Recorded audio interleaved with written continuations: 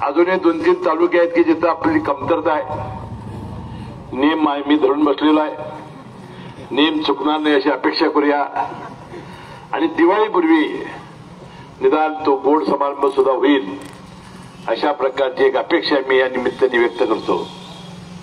आणि बंधू भगिनींनो, राष्ट्रवादी पक्ष आता येणाऱ्या सगळ्या निवडणुकीमध्ये चांगली कामगिरी करेल, चमकदार कामगिरी करेल.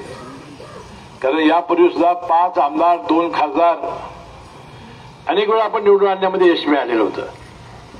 तेच पक्षाला गतवैभव मिळवून देण्यासाठी आपण सगळ्यांनी मिळून आपण प्रयत्नाची पराकाष्ठा करू, श्रम करू, जनतेपर्यंत जाऊ. आणि राष्ट्रवादी काँग्रेस पक्ष आणि युती ही जनतेसाठी काय काम करू शकते, शेतकऱ्यांसाठी काय काम करू शकते, सामान्य आणि दीनदलितांच्यासाठी काय काम करू शकते, हे आपण घराघरात जाऊन येणाऱ्या या सर्व निवडणुकीमध्ये युतीचा झेंडा कसा फडकेल आणि राष्ट्रवादीच्या जागा सगळ्यात जास्तीत जास्त कशा निवडून येतील याचा निश्चितपणानं आपण प्रयत्न करूया. मला वाटते दसरा झाल्याबरोबर, दिवाळी झाल्याबरोबर आपल्या पहिल्या जिल्हा परिषदेच्या निवडणुका होतील, जिल्हा परिषद पंचायत समितीच्या. कारण त्यांचं आता आणि मतदार यादीचं काम आता सुरू झालेलं आहे.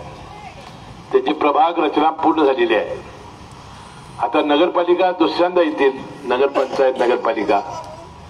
आणि जानेवारी एंड पर्यंत सुप्रीम कोर्टाने सांगितलंय की आपल्याला महानगरपालिकेसकट या स्थानिक स्वराज्य संस्थेच्या निवडणुका संपवायच्या आहेत.